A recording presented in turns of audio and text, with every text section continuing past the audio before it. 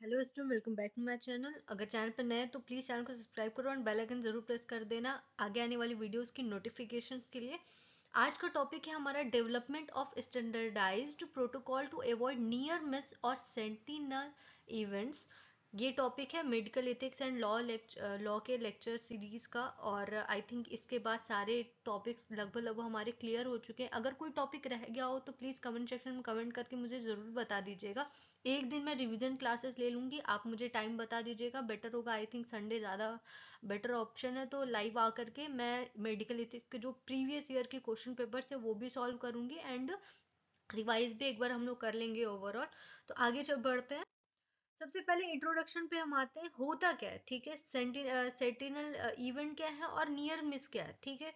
For example कोई आप work करने जा रहे हो, आप रास्ते पे चल रहे हो, ठीक है, रोड पे चल रहे हो, आप बातें करते हुए चल रहे हो, आपने ध्यान नहीं दिया, आप बीच रोड पे हो, ठीक है, पीछे से कोई कार आई एकदम तेजी से, जस्ट आपके बगल से होके निकल गई, तो वो क्या नियर मिस है, यानी कि जस्ट कोई इंसिडेंट होते होते रह जा रहा है, ठीक है। वही चीज हॉस्पिटल्स में है कि हॉस्पिटल में कोई ऐसा इंसिडेंट आपसे जिससे आप पेशेंट को हार्म करते करते जस्ट बच जा रहे हो, सीरियस इंजरी करते करते जस्ट रह जा रहा है, किसी लक की वजह से या किसी इंटरवेंशन की वजह से टाइमली आपने देख लिया एकदम एन वक्त पे, वो क्या नियर मिस है, ठीक है। तो ऐसे इवेंट्स ना हो, उसको बचाने के लिए कुछ स्टैंडर्ड प्रोसीजर्स बनाए जाते हैं, प्रोटोकॉल्स बनाए जाते हैं, उनके बारे में हम इनके इस पे पढ़ेंगे। नियर मिस क्या है, an event that could have caused harm but did not due to timely intervention और लक। कोई ऐसा इवेंट जो कि हार्म पहुंचा सकता है लेकिन टाइमली इंटरवेंशन की वजह से रह जा रहा है, टाइमली इंटरवेंशन और लक की वजह से रह जा रहे हो आप, ठीक है, आपकी किस्मत अच्छी है कि बच गए। होता है ना कि रास्ते में जा रहे हो, फिर कोई अदर चीज है कि कोई चीज टूटी, गिरा लेकिन टूटा नहीं, मोबाइल फोन ही है, गिरा टूटा नहीं, वो क्या लक है, नियर मिस हो गया, नियर मिस चांसेस हो गए। वही चीज है क्या, नियरली मिस, यानी कि होते होते रह गया।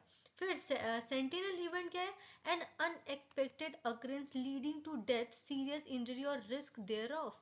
कोई ऐसा इवेंट जो कि अनएक्सपेक्टेड है और जिसकी वजह से डेथ कॉज हो रहा है पेशेंट का, या पेशेंट को कोई सीरियस इंजरी हो रही है, कोई साइकोलॉजिकली इंजरी हो रही है, कोई अदर इंजरी हो रही है, कोई अदर रिस्क फैक्टर डेवलप हो रहा है, कोई इन्फ्लामेशन हो रहा है, इन्फेक्शन कॉज हो रहा है, वो चीजें क्या आ जाएंगी, सेंटिनल इवेंट्स में आ जाएंगी, ठीक है।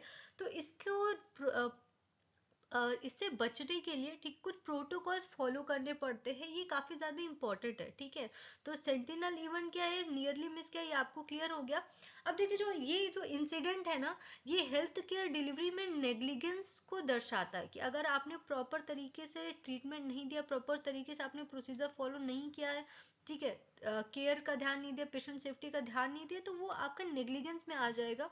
और आपके जो डू नॉट हार्म पेशेंट का एक नॉन मालफिसेंस का जो एथिक्स है, वो क्या हो रहा है, पूरी तरीके से एथिकल ड्यूटी को फॉलो नहीं कर रहे हो, पूरी तरीके से अंडर स्कोर हो रहा है, हार्म पहुंच रहा है उसको, ठीक है, पूरी तरीके से वो अंडर स्कोर जा रहा है, पूरी तरीके से इग्नोर हो रहा है, ठीक। तो वो सारी चीजें आपकी आती है। तो इन सब चीजों से बचने के लिए प्रोटोकॉल्स बनाए जाते हैं, ठीक है।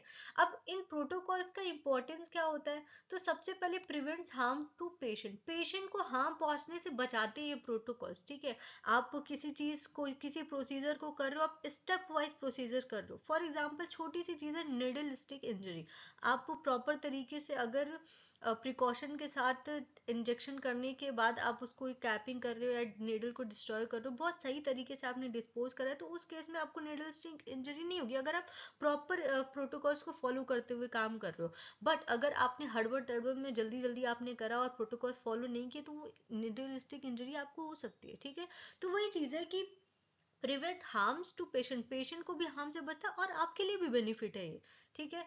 Uphold ethical principle like beneficence and justice. ये क्या, जो बेनिफिसेंस और जस्टिस जो आपके एथिकल प्रिंसिपल है उसको अपहोल्ड करता है एक तरीके से, पेशेंट के लिए भी जस्टिफाई है, वो जस्टिस है, और बेनिफिसेंस है, पेशेंट के हित में रहेगा अगर प्रोटोकॉल्स के जरिए आप प्रोटोकॉल्स को फॉलो कर रहे हैं तो, ठीक। Foster a culture of safety, जो कल्चर ऑफ सेफ्टी को फोस्टर करता है, अकाउंटेबिलिटी एंड ट्रस्ट, एक ट्रस्ट बिल्डअप करेगा, अकाउंटेबिलिटी अब सेफ्टी, यानी कि एक भरोसा जताता है पेशेंट के ऊपर कि नहीं, उनको हार्म नहीं पहुंचेगा किसी तरीके से, आप भी एक प्रोसीजर कर रहे हो, आपको भी लगेगा कि नहीं हम जो कर रहे हैं उस तरीके से किसी को हार्म नहीं पहुंचेगा। तो वो एक तरीके से प्रोटोकॉल्स वाइज आप करोगे। तो जैसे नर्सिंग में आप लोग देखोगे कि चेकलिस्ट आती है, चेकलिस्ट के अकॉर्डिंग ही उनको सारे प्रोसीजर्स करने होते हैं, वो चीज़ है।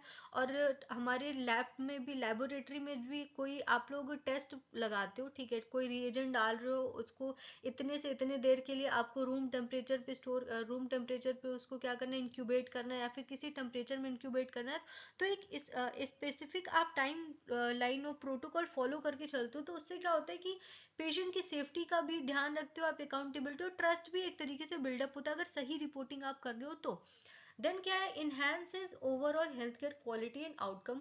ओवरऑल हेल्थ केयर की क्वालिटी और जो आउटकम्स है उनको क्या करते हैं, इनहेंस करता है। तो स्टैंडर्डाइज जो प्रोटोकॉल्स है उनका इंपॉर्टेंस बहुत ही ज्यादा है किसी भी हेल्थ केयर सेक्टर में, चाहे वो पैरामेडिकल हो या फिर मेडिकल हो, दोनों के लिए, ठीक है। आपके जो लैब टेक्नीशियन हो, नर्सिंग्स हो, जो भी आपकी ओटी टेक्नीशियन हो, इमरजेंसी टेक्नीशियन, सभी के लिए एक स्टैंडर्डाइज प्रोटोकॉल्स को फॉलो करना बहुत ही ज़्यादा इंपॉर्टेंट है। देन उसके बाद हम आते हैं कंपोनेंट्स ऑफ स्टैंडर्डाइज्ड प्रोटोकॉल्स पे। कंपोनेंट्स क्या क्या होते हैं, तो सबसे पहला क्या है, leadership commitment, clear reporting mechanism, root cause analysis, education and training, standard operating procedure SOPs, interdisciplinary collaboration, patient and family engagement, technology and automation. ये 8 चीजें हैं जो कि कंपोनेंट्स है स्टैंडर्डाइज्ड प्रोटोकॉल्स के, इन प्रोटोकॉल्स के। अब इन सभी के बारे में हम थोड़ा बहुत डिटेल्स में, सबसे पहले हम लीडरशिप कमिटमेंट के बारे में बात करते हैं, जो कि प्रियोरिटाइज करता है किसको, patient safety and organisational policy. Overall देखिए, ऐसे प्रोटोकॉल्स बनाए जाने चाहिए जो कि जो एक ऑर्गेनाइजेशन में सभी के लिए हों, सभी उसको क्या करे, फॉलो करे। ऐसे प्रोटोकॉल्स बनाने चाहिए। Locate resources of for protocol development and एडेरेंस।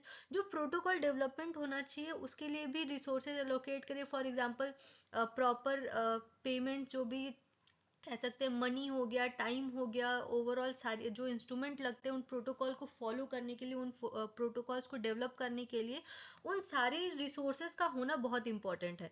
Then उसके बाद promote a culture of ethical responsibility and transparency. ऐसे एक वर्क इन्वायरमेंट होना चाहिए कि अगर किसी से कोई गलती हो भी जाए तो वो आकर के प्रॉपरली आपको बता सके, और उसके अंदर ये होना चाहिए कि हाँ, ये गलती हुई तो उसको सुधार करने की चीज है, ठीक है, कि वो प्रॉपर ध्यान दे, ठीक है, अपने काम जो भी रिस्पॉन्सिबिलिटी से करे, एक ट्रांसपेरेंसी हो उसमें, कि हाँ, अगर ये गलती हो रही है तो उसको किस तरीके से सही की जा सकती है। ये आता है लीडरशिप कमिटमेंट में, ठीक है। ये एक लीडरशिप कमिटमेंट एक बहुत ही इंपॉर्टेंट चीज है, जो प्रोटोकॉल्स ऑफ फॉलो कराते हैं, जो भी रिसोर्सेज एलोकेट करवा रहे, वो सारी चीजें। Next, clear reporting mechanism. Clear reporting mechanism means अगर कोई भी मिस्टेक हो रहा है या कोई नियर मिस ऐसे चीजें हो रही है जिससे गलती होते होते रह जा रही है, बच जा रहा है, बट उसको क्या करना है, आपको रिपोर्ट करना है, ठीक है। ऐसे इन्वायरमेंट क्रिएट करने की एम्प्लॉय आपको वो गलती बताने से भी डरे ना, ताकि आप अगर वो गलती आपकी नहीं हुई है, बट वो आगे से ऐसा वो इवेंट दोबारा ना हो, उस चीज को सही करने के लिए जो भी एरर्स आ रही उसको ठीक किया जाए, ठीक है, जहां एरर्स आ रही उसको पहचाना जा सके। Establish non punitive anonymous reporting system. ऐसा रिपोर्टिंग सिस्टम बनाना चाहिए कि उनको आप कोई सजा ना दो, ताकि वो प्रॉपर तरीके से आपको रिपोर्ट कर सके, हाँ, क्या गड़बड़ हो रही है, क्या चीजें हो रही है, वो आपको रिपोर्ट कर सके, एक ट्रांसपेरेंसी रखें वो। Encourage reporting of near Mrs and sentinel events. ऐसा जो सेंटिनल इवेंट्स है, नियर मिसेस के जो रिपोर्ट्स है, वो प्रॉपर तरीके से वो आपको रिपोर्ट करे, ठीक है। अगर किसी स्टाफ से कुछ मिस्टेक होता है तो वो आपको बताएं कि हाँ, ये गलती होते होते रह गई है, ये ऐसे इवेंट्स हो गया, ताकि आप उसको सुधार कर सको, उस एरर को पहचान करके क्या उस पर एक्शन लेना वो आप कर सको, ठीक है। Protects whistleblowers to promote accountability. ऐसा करना चाहिए कि वो प्रॉपर तरीके से आपको सारी चीजें बताए, ठीक है। तो ओवरऑल क्लियर रिपोर्टिंग मैकेनिज्म होना चाहिए, क्योंकि ये बहुत इंपॉर्टेंट है, ठीक है। अगर आप किसी मिस्टेक को जब तक जानोगे नहीं, जब तक आपको कोई बताएगा नहीं, तब तक आप कैसे उस चीज को, एरर को सही कर सकते हो। तो जो एक प्रोटोकॉल है उसमें एक इम्पॉर्टेंट कंपोनेंट आता है ये। देन उसके बाद है root cause analysis, investigate underlying causes of incident. अब अंडरलाइंग जो कॉजेज है इंसिडेंट के उसको रिकॉग्नाइज करना। फॉर एग्जांपल लेबोरेटरी में क्वालिटी कंट्रोल जब आप कर रहे होते तो उसमें भी जो आपके टूल्स आते हैं उसमें रूट कॉज एनालिसिस एक इंपॉर्टेंट पार्ट है, ठीक है। तो आप जो मेन इंसिडेंट जो इंसिडेंट हुआ उसका रूट कॉज क्या है उसको क्या करना है, एनालाइज करना है हमें, ठीक है। Focus on systemic issues not individual blame, किसी इंडिविजुअल को ब्लेम नहीं करना, जो सिस्टमिक इशू हुआ है उसको हमें उस पर हमें फोकस करना है कि गड़बड़ हुई कहाँ है, न कि किसी इंसान को हमें ब्लेम करना है, ठीक है। Use findings to prevent recurrence, findings को आपको यूज करना है ताकि जो आगे ये चीज दोबारा ना हो उसको प्रिवेंट कर सको आप, ठीक है। कि आपने मिस्टेक्स हुई, प्रॉपर कंट्रोल नहीं लगा या फिर कोई अदर चीजें हुई तो उसको आपको पता चल गया हाँ मेरे से गलती यहाँ पे हुई थी, आपको उस चीज को आपसे हुई या फिर किसी से हुई, आपको उस चीज को उसको बताना है, समझाना है, एक स्पेसिफिक प्रोटोकॉल्स बताने हैं कि नहीं आपको ऐसे नहीं ऐसे करना है, तो ये एरर नहीं होगा, ठीक है। तो वही कि जो रीअकरेंस है उसको प्रिवेंट करना है प्रॉपर चीज को फाइंड करके कि मेन कॉज क्या है, कॉज फाइंड करोगे आप तो उसका सॉल्यूशन भी आपको मिलेगा, ठीक है। देन इसके बाद क्या है, एजुकेशन एंड ट्रेनिंग। देखिए मेडिकल ऐसा है कि जहाँ पे अपडेशन आता रहता है तो प्रॉपर स्टाफ को एजुकेट करना है, ट्रेनिंग भी देनी है, अपडेट रखना है। Regular training on patient safety and ethical responsibility, जो पेशेंट सेफ्टी और एथिकल रिस्पॉन्सिबिलिटी उस पर रेगुलर ट्रेनिंग करवानी, पेशेंट्स के लिए रेगुलर एक ट्रेनिंग को ऑर्गेनाइजेशन करना, उनको बीच बीच में उन सब चीज़ों के बारे में बताना है। Simulation for high risk scenarios to improve preparedness. देखिए सिमुलेशन यानी कि बेसिकली तो नर्सिंग स्टूडेंट जानते हैं सिमुलेशन लेबोरेटरीज के बारे में कि पहले से जो हाई रिस्क के सिनेरियो उनको क्रिएट करके उसमें आपको कैसे प्रिपेयर करना है, खुद को कैसे प्रोटोकॉल्स को फॉलो करना है, उन सब के बारे में डमी पे सिखाया जाता है। तो सिमुलेशन करना है, सिमुलेशन बेस्ड जो हाई रिस्क सिनेरियो उस पर प्रैक्टिसेस करनी है, प्रिपेयर्डनेस को प्रैक्टिस करनी है ताकि आने वाली जो प्रॉब्लम्स है उससे आप खुद को इम्प्रूव कर सको, ठीक है। इम्प्रूवमेंट के लिए एक डमी टाइप का आपका सिनेरियो क्रिएट करके देन वहां पे हाई रिस्क सिनेरियो में आपको कैसे परफॉर्म करना है ये सिखाना पड़ता है पेशेंट को, जो भी आपके जो भी आपके कलीग्स है, जो आपके स्टाफ है उनको बताना, ठीक है। ट्रेनिंग प्रोवाइड करना, एजुकेट करना हाई रिस्क सिनेरियो क्रिएट करके, ठीक। Ethical focus, reinforce non maleficence and beneficence, जो नॉन मालफिसेंस और बेनिफिसेंस है उन पे फोकस करना है, ठीक है। उन पे फोकस करना है, एजुकेशन और ट्रेनिंग के माध्यम से जो स्टाफ है उनको प्रॉपर बताना है कि नहीं आपको नॉन मालफिसेंस और बेनिफिसेंस को फोकस में रखते हुए पेशेंट के साथ बिहेव करना, कोई भी वर्क करना है प्रॉपर फोकस के साथ करना, और ट्रेनिंग और एजुकेशन देते रहना है बीच बीच में, ठीक है। देन उसके बाद क्या है, standard operating procedure, SOPs create करनी है, ठीक है। Develop clear protocols for high risk activities, जो high risk activities for example surgeries हो गया, मेडिकेशन एडमिनिस्ट्रेशन हो गया, उसके लिए एसओपीज के क्लियर जो प्रोटोकॉल्स है उसको बनाना कि हाँ इस मेडिसिन को ऐसे ही देना है, ठीक है। जैसे कि आपको किस तरीके से हैंड वॉशिंग के प्रोटोकॉल्स आते हैं, कोई मशीन है उसको इस्तेमाल करने के एसओपीज आते हैं तो उनको प्रॉपर फॉलो करना है, ठीक है। Periodically review and update SOPs, time to time जो एसओपीज है उनको रिव्यू करने का भी काम है आपको और उसको अपडेट करने के। लेबोरेटरी में आप किसी मशीन पे फंक्शन कर रहे हो या फिर कोई आप टेस्ट कंडक्ट कर रहे हो, उसके जो एसओपीज है बीच बीच में हो सकता है बदलती रहती है, मेडिकल फील्ड में बहुत सारे चेंजेस आते हैं, आपको उसको फॉलो करना है, ठीक है। रिव्यू करना है और उसको क्या करना है, अपडेट करते रहना है। Ensure alignment with ethical standard, जो एथिकल स्टैंडर्ड है उनको प्रॉपर तरीके से अलाइन करना, ठीक है। देन है आपका patient and family engagement, involve patient in care decision, जो भी केयर डिसीजन है उसमें पेशेंट को इन्वॉल्व करना। देन उसके क्या है, maintain transparency about risk and errors, जो भी रिस्क और एरर्स है इसके बारे में पेशेंट को अपडेट करते रहना, पेशेंट तो फैमिली को जो लीगल गार्जियन उनको अपडेट करते रहना। तो एक तरीके से ट्रांसपेरेंसी को मेंटेन करना भी मेडिकल पर्सनल का काम है। Ethical benefit, support patient autonomy and build trust, autonomy को सपोर्ट करना है और बिल्ड ट्रस्ट को बिल्ड करना। ऑटोनॉमी क्या होती है ऑलरेडी आपको पता है, अगर पता है तो कमेंट सेक्शन में कमेंट करके मुझे ज़रूर बताइएगा, अगर लेक्चर देख रहे होंगे तो आप ज़रूर बताएंगे।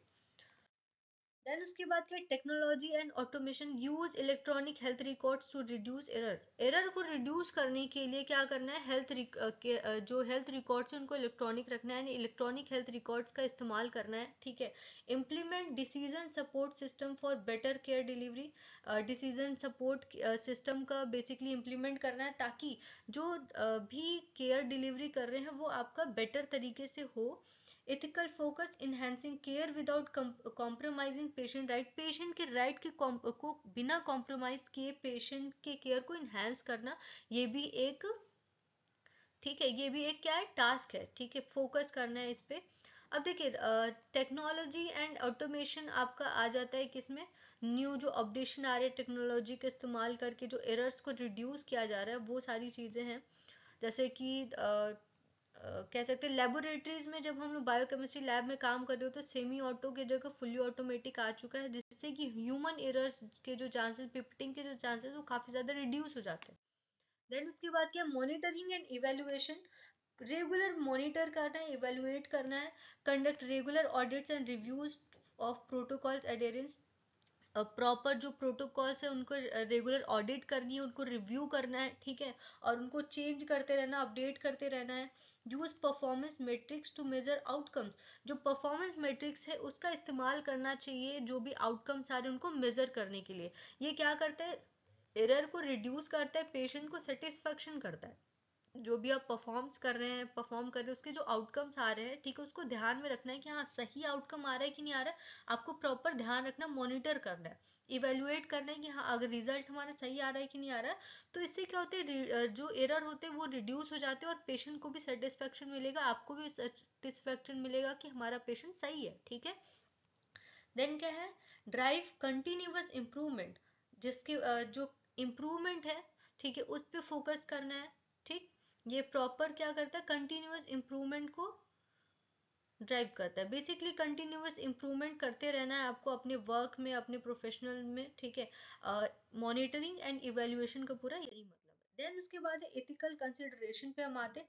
एथिकल कंसिडरेशन पे अब नॉन मालफिसेंस है, जस्टिस है, फेडिलिटी है और अकाउंटेबिलिटी है, ठीक है, ये सारी चीजें आपको ध्यान में रखनी है।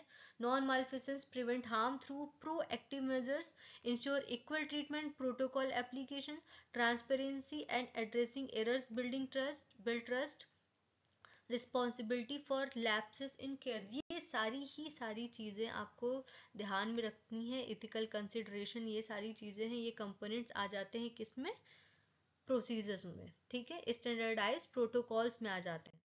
देन उसके बाद कंक्लूजन क्या है, standardise protocol essential for minimising harm and uphold medical ethics, जो हार्म है उसको मिनिमाइज करने के लिए और मेडिकल इथिक्स को आपको अपहोल्ड करने के लिए, यानी कि आप मेडिकल इथिक्स के साथ में जो आप चल रहे हैं, ठीक है, उसको प्रॉपर तरीके से फॉलो करने के लिए स्टैंडर्डाइज प्रोटोकॉल बहुत ही ज़्यादा इसेंशियल है। Foster a culture of safety, एक तरीके से पेशेंट की सेफ्टी के लिए इंपॉर्टेंट है, लर्न भी करता है, नई नई चीज़ें सीखने मिलती हैं, अकाउंटेबिलिटी, एक स्टेबिलिटी प्रोवाइड करता है, ट्रस्ट प्रोवाइड करता है। Ethical adherence ensure trust and improved patient outcome, ये पेशेंट के आउटकम को भी इम्प्रूव करता है और एक तरीके से ट्रस्ट भी बिल्डअप करता है। सो स्टैंडर्डाइज प्रोटोकॉल्स बहुत ही ज़्यादा इंपॉर्टेंट है, चाहे आप लेबोरेटरी में वर्क कर रहे हो या फिर हॉस्पिटल में वर्क कर रहे हो। आई होप आपको समझ में आया होगा, और अगर कोई भी क्वेश्चन है, क्वेरी है, तो आप लोग फ्री हो कमेंट सेक्शन में कमेंट करके ज़रूर बता दीजिएगा। Thank you so much.